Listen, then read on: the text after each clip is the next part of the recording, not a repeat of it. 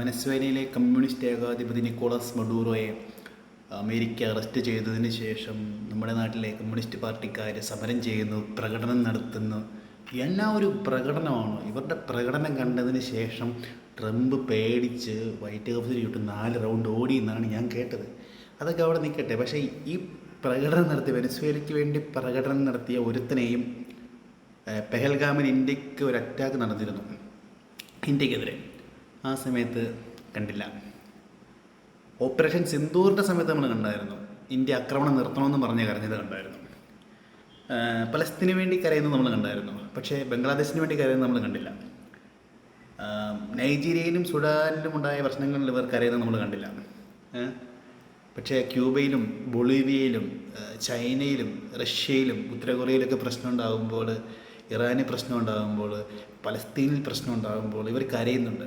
ഇവരെന്താ ഉദ്ദേശിക്കുന്നത് ആക്ച്വലി?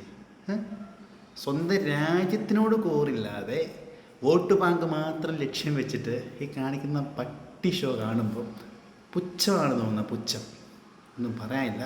ചോറെവിടെയും കൂറെവിടെയും. ഇതാണ് ഇവറ്റകളുടെ ഏറ്റവും വലിയ പ്രശ്നം. ഇവറ്റകളെയാണ് നമ്മൾ ജയിപ്പിച്ച് വീണ്ടും വീണ്ടും ഭരണത്തിലേക്ക് വിടേണ്ടത്. ഏത്